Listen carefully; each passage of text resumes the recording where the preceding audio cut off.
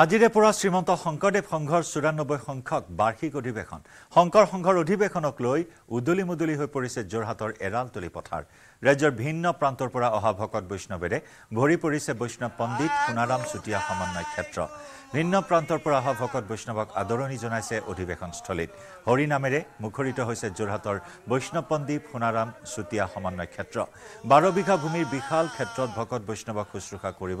10,000 সেৱক সেৱিকাই 4 দিনীয়া কাৰ্যসূচীৰে অনুষ্ঠিত শংকৰদেৱ সংঘৰ বাৰ্ষিক অধিৱেশনক লৈ সমগ্ৰ যোৰহাটত বিৰাজ কৰিছে আধ্যাত্মিক পৰিৱেশ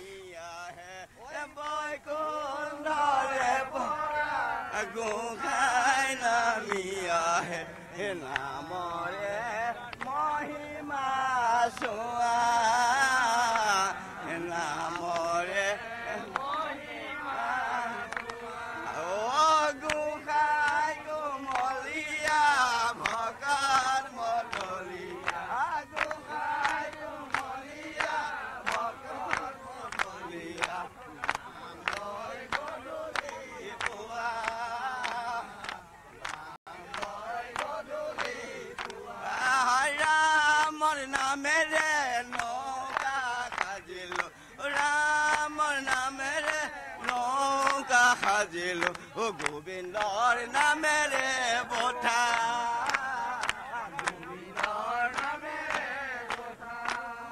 ঐ বৈকুণ্ঠলৈ যাবলৈ তাৰ ইচ্ছা আছে বৈকুণ্ঠলৈ যাবলৈ তাৰ ইচ্ছা আছে এই নামৰে নৌকা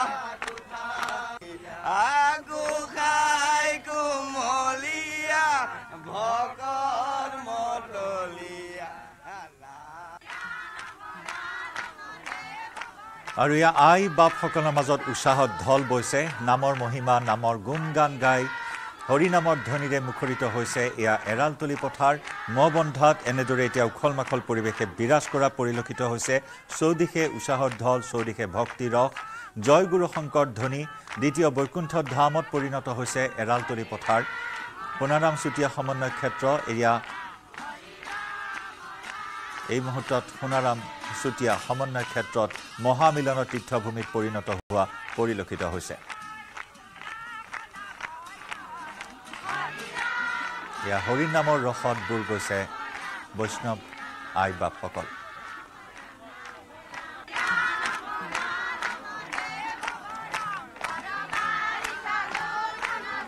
দহ হাজাৰ সেৱক সেৱিকাই শুশ্ৰূষা আগবঢ়াইছে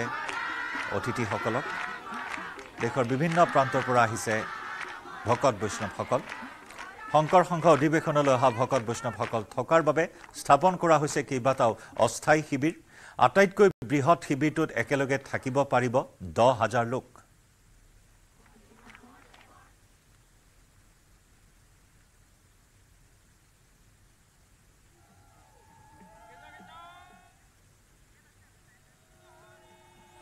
আৰু এই খণ্ডত আমাক সবিশেষ জনাব আমাৰ সাংবাদিক গৌতম বৰাই গৌতম শ্ৰীমন্ত শংকৰদেৱ সংঘৰ যোৰহাট অধিৱেশনৰ যি বিশালতা তাক আমি দেখুৱাই আহিছো আৰু এতিয়া আমি আপোনালোকক দেখুৱাম যে একেলগে 10,000 লোক থাকিব পৰা এটা শিবিৰ নিৰ্মাণ কৰা হৈছে আৰু এই শিবিৰটোৱে হৈছে শ্ৰীমন্ত শংকৰদেৱ সংঘৰ এতিয়ালৈকে অনুষ্ঠিত অধিৱেশনসমূহৰ ভিতৰত নিৰ্মাণ কৰা আটাইতকৈ বিশাল শিবিৰ য'ত একেলগে 10,000 লোক থাকিব পাৰে আৰু যি সেৱা বাহিনীৰ সেৱকসকলক থকাৰ ব্যৱস্থা কৰা হৈছে আমি দেখুৱাইছো শিবিৰৰ সন্মুখত এনেধৰণে অতি সুন্দৰ ৰূপত তোৰণ নিৰ্মাণ কৰা হৈছে আৰু আমি যিটো শিবিৰ সেই শিবিৰৰ কিমান বৃহৎকৈ নিৰ্মাণ কৰা হৈছে সেই শিবিৰো আমি দেখুৱাম তাৰ সমান্তৰালকৈ যি সুন্দৰভাৱে এই শিবিৰৰ সন্মুখভাগ সজাই তোলা হৈছে আমি সেয়াও দেখুৱাম আমি দেখুৱাই গৈছো যে বুঢ়াৰ পু নাম দিছে এই কেন্দ্ৰীয় সেৱা বাহিনীৰ যি শিবিৰ সেই শিবিৰৰ নাম দিয়া হৈছে বুঢ়াৰ পু আৰু অতি সুন্দৰভাৱে এই শিবিৰ নিৰ্মাণ কৰা হৈছে আৰু আমি দেখুৱাই গৈছো যে শিবিৰৰ ভিতৰৰ আভ্যন্তৰৰ পৰিৱেশ আমি দেখুৱাত কিছু বাধা আছে কিয়নো তাতে একাষে যি সেৱিকাসকল আছে আৰু একাষে সেৱকসকলক থকাৰ ব্যৱস্থা কৰিছে আৰু যি বিশালতা আমি সেই বিশালতাত এবাৰ দেখুৱাই ল'ব বিচাৰিছোঁ যে 10,000 মই পুনৰবাৰ কৈছোঁ 10,000 লোকে একেলগে ইয়াতে থকাৰ ব্যৱস্থা কৰা হৈছে আৰু যি নিয়মানুৱৰ্তিতা বা যি নিয়মৰ মাজেৰে পৰিচালিত হৈ আহিছে এই সমগ্ৰ অধিৱেশন স্থলী আৰু তাত এক গুৰুত্বপূৰ্ণ ভূমিকা গ্ৰহণ কৰি আহিছে এইসকল অসমৰ বিভিন্ন প্ৰান্তৰ পৰা অহা আৰু শ্ৰীমন্ত শংকৰদেৱ সংঘৰ অধিৱেশনৰ মূল চালিকা শক্তি বুলি ক'লেও ভুল কোৱা নহ'ব এই সেৱকসকল যি সেৱা দল যি আছে সেই সেৱা দল আৰু সকলোকে দায়িত্ব ভগাই দিয়া হৈছে আৰু সেই অনুসৰি সকলোৱে অতি নিষ্ঠাৰে এই অধিৱেশন সাফল্যমণ্ডিত কৰাৰ ক্ষেত্ৰত তেওঁলোকে যৎপূৰ্ণাস্তি চেষ্টা অব্যাহত ৰাখিছে আমি দেখুৱাইছোঁ যে প্ৰথমে দেখুৱাইছোঁ এইটো হৈছে সেৱক পক্ষ ইয়াতে অসমৰ বিভিন্ন প্ৰান্তৰ পৰা অহা যিসকল যুৱক বা যিসকল পুৰুষ সেৱকসকল ইয়াতে আছে আৰু সেৱিকাৰ পক্ষ তাৰ কাষতে আছে সেই সেৱিকাৰ পক্ষতে ইয়াতে যিসকল মহিলা যুৱতী বিভিন্ন অসমৰ স্থানৰ পৰা আহিছে সেৱিকা হিচাপে ইয়াত সেৱা আগবঢ়াবৰ বাবে তেওঁলোক ইয়াতে আছে আৰু এই যিটো মণ্ডপ তৈয়াৰ কৰা হৈছে যিটো শিবিৰ নিৰ্মাণ কৰা হৈছে এই শিবিৰৰ ইমান বৃহৎ যে ইয়াত একেলগে 10,000 সেৱক সেৱিকাই থাকিব পাৰে আৰু থকাৰ ব্যৱস্থা কৰা হৈছে আৰু ইয়াত থকা খোৱাৰ সুন্দৰ ব্যৱস্থাপনা তাত কৰা হৈছে যাতে কোনো ভকত বৈষ্ণৱে কোনো ধৰণৰ অসুবিধাৰ সন্মুখীন নহয় জগতগুৰুৰ বন্দনা কৰিব পাৰে চৰ্চা কৰিব পাৰে আৰু তাৰ বাবে এই সুবিশাল ব্যৱস্থা এয়া 1200 বিঘাৰ জোৰা এটা বিশাল আয়োজন 94 সংখ্যক শংকৰ সংঘৰ অধিৱেশনৰ আৰু য'ত বিভিন্ন প্ৰান্তৰ পৰা অহা আই বাপসকলে এনেদৰে নাম জুৰিছে হৰিনামৰ ধ্বনিত মুখৰিত হৈ পৰিছে সোণাৰাম চুতীয়া সমন্বয় ক্ষেত্ৰ 25 বছৰ আগতে এখন ইয়াত হৈছিল 25 বা 26 হ'ব পাৰে আমি ছটাইত সায়েন্স কলেজ য'ত আছে তাতে এইটো অনুষ্ঠান হৈছিল আৰু তেতিয়াও মই ৰাইজৰ প্ৰতিনিধি আছিলোঁ চৰকাৰত আছিলোঁ আৰু এতিয়া ইমান দিনৰ মূৰত আকৌ যোৰহাট জিলাৰ ভিতৰত এনেকুৱা আকৌ এখন অধিৱেশন 94 সংখ্যক অধিৱেশন শংকৰদেৱ সংঘৰ হৈছে ইয়াত আৰু আমি আজি ৰাতিপুৱা ইয়াত আহি মোক এটা কাৰ্যসূচী দিছিল সেই কাৰ্যসূচীটো সমাপন কৰিলোঁ কৰাৰ পিছত মই গোটেই আমাৰ যিটো সভাস্থলী সেই সভাস্থলীৰ কাষে পাশে থকা সকলোবিলাক অনুষ্ঠান চাইছোঁ ইমান পৰিপাটিকৈ শংকৰ সংঘৰ এইটোৱে ডাঙৰ কথা শংকৰদেৱ সংঘৰ মানে যে তেওঁলোকে ইমান পৰিপাটিকৈ এই অনুষ্ঠানবিলাক কৰে হাজাৰ হাজাৰ মানুহ ইয়ালৈ আহে আৰু সেই মানুহখিনিক তেওঁলোকে আপ্যায়ন দিয়ে এইটো অতুলনীয় গুৰুজনাৰ কৃপা নহ'লে এনেকুৱা ধৰণৰ ডাঙৰ এটা অনুষ্ঠান সুকলমে পতাটো সম্ভৱ নহয় শংকৰ গুৰুজনাক আমি এই ফোন প্ৰণিপাত জনাইছোঁ আৰু ইয়াত আহি এটা বেলেগ ধৰণৰ পৰিৱেশ ইয়াত সৃষ্টি হয় আৰু সেই পৰিৱেশ আহি পেলাই উপভোগ কৰিবৰ কাৰণে মই সকলো ৰাইজক যোৰহাটৰ সকলো ৰাইজক ইয়ালৈ আহিবলৈ নিমন্ত্ৰণ দিওঁ খুব ভাল অভিজ্ঞতা এবাৰ প্ৰথম অভিজ্ঞতা যেহেতু নিজৰ ফালৰ পৰা সম্পূৰ্ণ চেষ্টা কৰিম যাতে ভকতসকলক ভালদৰে আদৰিব পাৰোঁ আমি যেনেকৈ অন্য জিলালৈ যাওঁ আগ্ৰহে এই দিনটোলৈ ৰৈ থাকোঁ এই দিনটো অপেক্ষা কৰোঁ সেই দিনভাগি সেই 4দিনীয়া কাৰ্যসূচী আজি আমাৰ গৃহ জিলাত হৈছে এয়া আমাৰ পৰম সৌভাগ্য যে আমি ভকতমান বৈষ্ণৱক সেৱা কৰিবলৈ পাইছোঁ আমি অন্য জিলালৈ যেতিয়া যোৰহাট জিলাক প্ৰতিনিধিত্ব কৰি যাওঁ যি অনুভৱ আজি আমাৰ জিলাতে যেতিয়া কৰিছোঁ আমি যাতে কোনো ভকতমান বৈষ্ণৱে কষ্ট নাপায় আৰু এই অনুষ্ঠানভাগি 4দিনীয়া অনুষ্ঠানভাগি সুকলমে পাৰ কৰে তাৰে কামনা কৰিছোঁ তাৰ বাবে সকলো সেৱা বাহিনী সাজু হৈছে আৰু আমি গৃহ জিলা হিচাপে আমি সাজু হৈ আছোঁ আমি 4 তাৰিখে অহা লাহিং আঞ্চলিক আমি যোৰহাট জিলাৰ হয় আৰু বহুত ভাল লাগিছে সকলোবোৰ প্ৰস্তুতি আমাৰ হৈ গৈছে কৃষ্ণ জয় গুৰু শংকৰ নিউজ 18ৰ কৰ্মকৰ্তাসকলৰ জৰিয়তে আমি সমস্ত জনা বাবাই চৰণ কমলত আমি সেৱাভাগী নিবেদন কৰা হৈছে অনুভৱ বুলি ক'লে আচলতে আমি ভাষাৰে বুজাব নোৱাৰোঁ সকলো পৰিৱেশ আপোনাভাৱে দেখাই আছে আৰু ভক্ত সমাজেও দেখিয়ে আছে গতিকে আমি সমস্ত জনাৰ চৰণত সেৱাভাগীহে নিবেদন কৰা হৈছে গুৰুৱে এক কৰে আচলতে সেয়া হ'ল গুৰুজনাৰ আদৰ্শ শিষ্যৰ ওপৰত কৃপা গুৰুজনাৰ আৰু সেয়াই নিদৰ্শন আমাৰ শ্ৰীমন্ত শংকৰদেৱ সংঘৰ বাপাইসকলে খুব সুন্দৰভাৱে পৰিৱেশটো ৰচনা কৰি দেখাই আছে আৰু আমিও মানে তাত অন্তৰ্ভুক্তি হৈ গুৰু ধৰ্মৰ বিশেষ ভকতৰ মাজলৈ লৈ যাবৰ বাবে আমি যি প্ৰয়াস সেই প্ৰয়াসত আমি গুৰুৰ কৃপা ভকতৰ আশীষ ধন্য হৈছোঁ গতিকে আমি সৌভাগ্যৱন্ত বুলি ভাবিছোঁ গতিকে আৰু 3 দিন আছে আজি প্ৰথম দিন গতিকে হাজাৰ হাজাৰ ভকতৰ আগমন হৈছে দেখিয়া আছে গতিকে আৰু আহি থাকিব এতিয়া ভকত আৰু ভাল লাগি গৈ থাকিব শ্ৰীমন্ত শংকৰদেৱ সংঘৰ যোৰহাটৰ অধিৱেশনস্থলীত নিশা 2 বজাৰ পৰাই 1 লাখ লোকৰ বাবে প্ৰস্তুত কৰা হৈছে খাদ্য। এৰালতলী পথাৰত একেলগে জ্বলিছে 200টা চৌকা। বৃহৎ ৰান্ধনীশালত ভকত বৈষ্ণৱৰ বাবে প্ৰস্তুত কৰা হৈছে খাদ্য। দৈনিক এসাঁজ খাদ্যৰ বাবে প্ৰয়োজন হ'ব 7,000 কেজি চাউল, 1,000 কেজি দাইল আৰু প্ৰায় 3,500 কেজি পাচলি। ৰান্ধনীশালত একেলগে 90 কেজি দাইল ৰান্ধিবৰ বাবে ব্যৱহাৰ কৰা হৈছে বিশেষ কেৰাহী। ৰান্ধনীশালৰ কাষতে নিৰ্মাণ কৰা বৃহৎ ভোজনালয়ত একেলগে 10,000 লোকে খাদ্য গ্ৰহণ কৰিব পাৰিব। দৈনিক প্ৰায় 2 লাখ লোকে এই ভোজনালয়ত খাদ্য গ্ৰহণ কৰিব। আগবঢ়াইছো যোৰহাটৰ পৰা আমাৰ সাংবাদিক গৌতম বৰাৰ প্ৰতিবেদন। যোৰহাটৰ মহবন্ধাৰ এৰালতলীৰ পথাৰত আজিৰ পৰা আৰম্ভ হৈছে 4দিনীয়াকৈ এই অধিৱেশন। আৰু আমি দেখুৱাইছোঁ যে আজি পুৱাৰ ভাগৰ পৰা যি ভক্তসকলৰ যি ব্যস্ততা, আৰু যিহেতু ইয়াৰ পূৰ্বেও আমি উল্লেখ কৰিছোঁ যে শ্ৰীমন্ত শংকৰদেৱ সংঘৰ অধিৱেশন মানে এক বিশাল আয়োজন, আৰু ইয়াৰ যি ভোজনালয় সেই ভোজনালয়ৰ দৃশ্য নিৰ্মাণ কৰি থকা অৱস্থাত আমি দেখুৱাইছিলোঁ। কিন্তু আজি আমি দেখুৱাইছোঁ যে সেই ভোজনালয়ত ইতিমধ্যে অন্ন প্ৰস্তুত কৰা হৈছে, আৰু ইয়াৰ যিসকল সেৱক সেই সেৱকসকলে বৰ্তমান এনেধৰণে ভোজন প্ৰস্তুত কৰি আছে। আৰু আমি দেখুৱাব বিচাৰিছোঁ যে দুটামান দৃশ্য নিউজ 18 অসম নৰ্থ ইষ্টৰ দৰ্শকসকলৰ বাবে, যে কেনেধৰণে ইয়াতে প্ৰায় 7,000 কেজি চাউলৰ ভাত এসাঁজ কেৱল মাত্ৰ আহাৰৰ বাবে প্ৰস্তুত কৰা হ'ব, আৰু সেই প্ৰস্তুত কৰা ভাতসমূহ, ৰন্ধা ভাতসমূহ এনেধৰণে লৈ যোৱা হৈছে। আৰু দেখুৱাইছোঁ যে ইয়াৰ সকলোখিনি কামেই হৈছে বিশাল, আৰু এই ভক্ত বৈষ্ণৱসকলে কেনেধৰণে তেওঁলোকে লৈ আনিছে এয়া চাউল, যি ভাত লৈ আনিছে, আনি এনেধৰণে একো বিশেষভাৱে প্ৰস্তুত কৰা খাদ্য কঢ়িয়াবৰ বাবে এনেধৰণে প্ৰস্তুত কৰা হৈছে একোখন ঠেলা, আৰু সেই ঠেলাত লৈ যোৱা হ'ব, ভোজনালয়লৈ লৈ যোৱা হ'ব। আৰু ইয়াত ভক্ত বৈষ্ণৱসকলে যি খাদ্য ইতিমধ্যে ৰান্ধি আছে, আমি সেই দৃশ্য আমি দেখুৱাইছোঁ। আমি দেখুৱাইছোঁ যে কেনেধৰণে খাদ্য ৰান্ধি থকা হৈছে।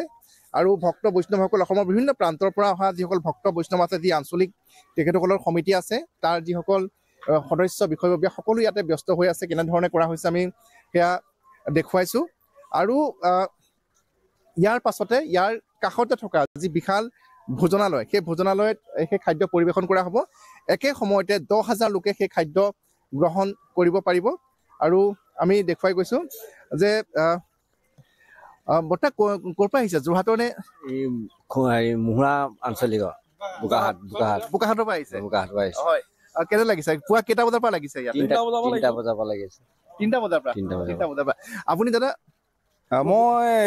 বোকাহাট জিলাৰ পৰা আহিছোঁ, আঞ্চলিক আমাৰ মুহুৰা। হয়। আৰু প্ৰাথমিক আমাৰ কমাগাঁও সোণোৱাল প্ৰাথমিক। হয়। 3টা বজাৰ আমি ৰন্ধনৰ পৰা লাগি আছোঁ। 3টা বজাৰ পৰা আৰম্ভ কৰিছে? মই 3টা বজাৰ পৰা আৰম্ভ কৰি আছোঁ। 7,000 কেজি চাউল,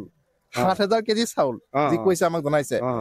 কিমান সময় লাগিব এসাঁজ ৰান্ধোতে? এসাঁজ ৰান্ধোতে 7,000 আপোনাৰ 3 ঘণ্টামান লাগিছে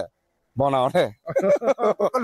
ভাত বনাওঁতে লাগিছে 3 ঘণ্টা। আকৌ 1,000 কেজি দাইল? 1,000 কেজি একেলগতে মানে আমাৰ বৰপ্ৰসাদ মুঠিও বনাইছে, আৰু ইফালে আমাৰ দালি বনাই আছে একেলগতে। দালি সিফালে বনাই আছে? ইফালে দালি বনাই আছে। হয়। আৰু ভাজি বা চব্জি যি কথা কোৱা হৈছিলে, 3,500 কেজি চব্জি ইয়াতে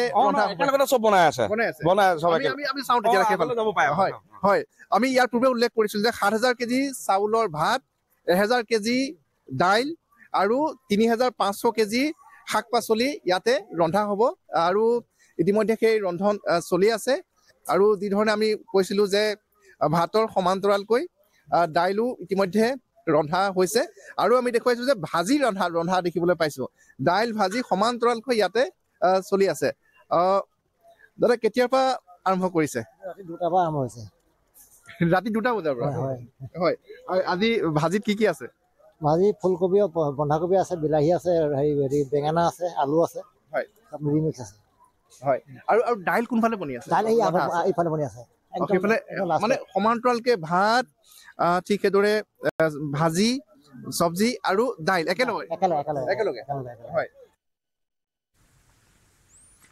মহানগৰীৰ 27 নম্বৰ ৰাষ্ট্ৰীয় ঘাইপথত তীব্ৰ যান-জঁট। খানাপাৰাত ঘণ্টাৰ পিছত ঘণ্টা ধৰি আবদ্ধ হৈ থাকিল শ শ বাহন।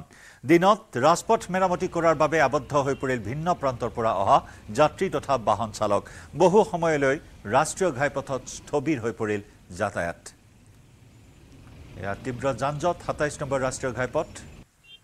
দিনৰ ভাগত পথ মেৰামতিৰ কাম কৰাৰ বাবে এনেদৰে ঘণ্টাৰ পিছত ঘণ্টা আবদ্ধ হৈ থাকিবলগীয়া হ'ল যাত্ৰীসকল বিভিন্ন প্ৰান্তৰ পৰা অহা যাত্ৰীসকলে দুৰ্ভোগ ভুগিবলগীয়া হ'ল ২৭ নম্বৰ ৰাষ্ট্ৰীয় ঘাইপথত বহু সময়লৈ ৰাষ্ট্ৰীয় ঘাইপথত স্থবিৰ হৈ পৰিল যাতায়াত সতীৰ্থ সাংবাদিক উৎপল হালৈৰ প্ৰতিবেদন দৃশ্য দেখুৱাব এয়া মই এই মুহূৰ্তত উপস্থিত আছোঁ ২৭ নম্বৰ ৰাষ্ট্ৰীয় ঘাইপথত থকা উজনি অভিমুখে দিশে যোৱা খানাপাৰাৰ উৰণ সেতুত আৰু উৰণ সেতুৰ পৰা বশিষ্ঠ চাৰিআলি পৰ্যন্ত তীব্ৰ যানজঁট হৈছে ৰাতিপুৱাৰ ভাগৰে পৰা বহু বাহন ইয়াতে এনেদৰে থমকি ৰৈছে আৰু ইয়াৰ কাৰণ ইতিমধ্যে জানিব পৰা অনুযায়ী যে কিছু আগত বিশেষকৈ গণেশ মন্দিৰৰ ৯ মাইল যি গণেশ মন্দিৰ আছে সমীপত তাত কিছু তেখেতসকলে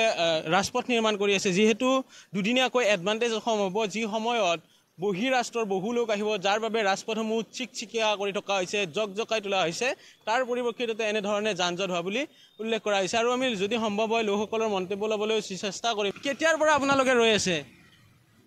হ'ল 1 ঘণ্টা হ'ল কিমান সময় হ'ল 1 ঘণ্টা হৈছে কি কাৰণে হৈছে কিবা গম পাইছে নেকি সেইটো এই ৰাস্তা পৰি থকা বুলি গম পাইছোঁ আগত ক'ত গৈ আছে আপোনালোকে মই এতিয়া যোৰাবাৰ গৈ আছোঁ 2 घंटा লাগি গ'ল কামটো দেৰি হৈ যাব আজি হয় कहाँ से आया है राजस्थान बीकानेर से कितना टाइम हो गया है बहुत टाइम हो गया 4 घंटे लग गया अभी कहाँ तक जाना है आपका हम 2 जन हैं তেখেতসকলে ৰাজস্থানৰ পৰা আহিছে ভ্ৰমণৰ বাবে আহিছে আৰু এখন বাহন জাগিৰোডলৈকে যাব যি কথা আমি উল্লেখ কৰিছোঁ যে যি ধৰণৰ এডভান্টেজ অসমৰ বাবে ইতিমধ্যে সাজু হৈছে আৰু বহু লোক এনেধৰণে যান জঁটত ফাঁচি আছে আৰু এগৰাকী লোক আছে জানিবলৈ চেষ্টা কৰিম কিমান সময় হ'ল জামত ফাঁচিব 15 মিনিট ক'ত যাব আপুনি মই সোণাপুৰ যাম 15-20 মিনিটত মই সোণাপুৰ গৈ পাওঁ অঁ বাইকতে যাব পাৰিছে কিন্তু কাৰটো ক'ত 1 ঘণ্টা হৈ গ'ল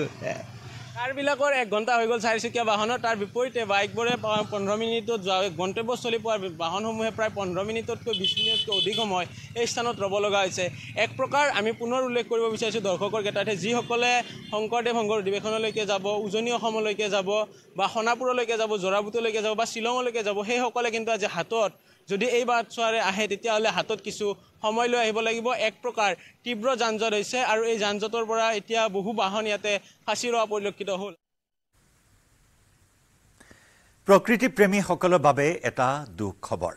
অসম ৰাজ্যিক চিৰিয়াখানাত থকা এটা জিৰাফৰ মৃত্যু হৈছে জিৰাফটোৰ মৃত্যুৰ পাছতে চিৰিয়াখানা কৰ্তৃপক্ষৰ বিৰুদ্ধে উঠিছে গুৰুতৰ অভিযোগ চিৰিয়াখানা কৰ্তৃপক্ষৰ গাফিলতিৰ বাবে জিৰাফটোৰ মৃত্যু হোৱা বুলি অভিযোগ উত্থাপন হৈছে বুধবাৰে সন্ধিয়া জিৰাফটোৰ মৃত্যু ঘটিছিল চিৰিয়াখানাত উল্লেখযোগ্য যে চিৰিয়াখানাৰ ভিতৰত চলি থকা নিৰ্মাণ কাৰ্যৰ বাবে জিৰাফটোৰ মৃত্যু হোৱাৰ দাবী তুলিছে একাংশ লোকে নিৰ্মাণ কাৰ্যৰ ফলত সৃষ্টি হোৱা যন্ত্ৰপাতিৰ বিকট শব্দত আতংকিত হৈছে জীৱ-জন্তুসমূহৰ সুৰক্ষাৰ দিশটোৰ প্ৰতি গুৰুত্ব দিয়া নাই চিৰিয়াখানা কৰ্তৃপক্ষই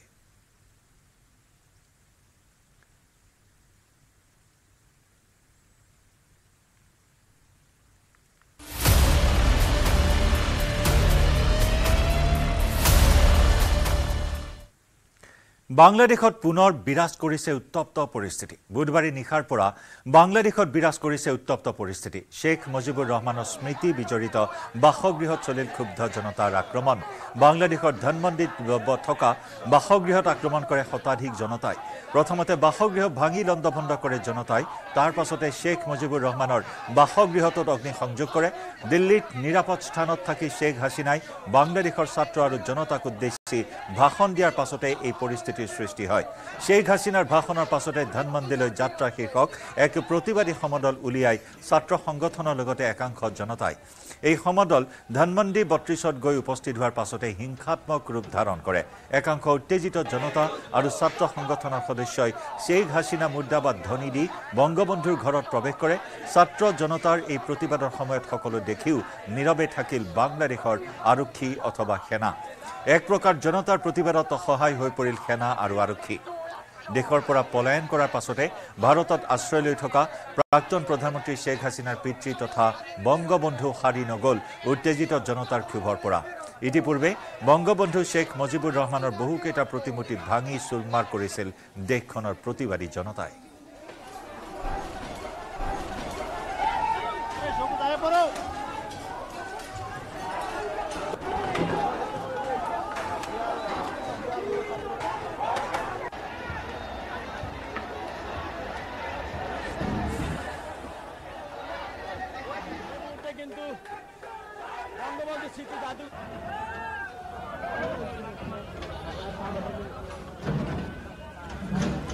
আৰু ইফালে বুলডোজাৰৰ সহায়তো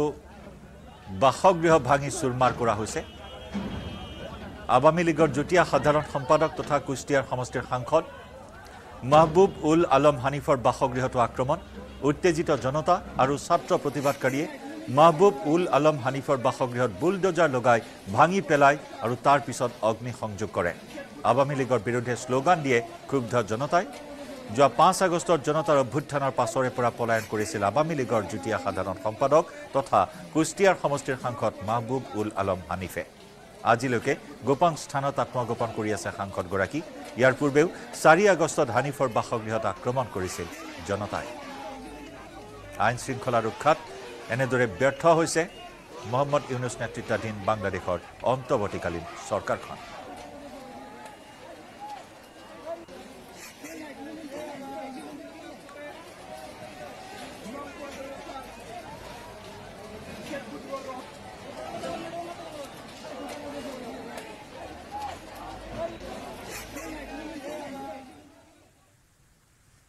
ইয়াৰ সৈতে দুপৰৰ সংবাদৰ পৰা বিদায় লৈছো নমস্কাৰ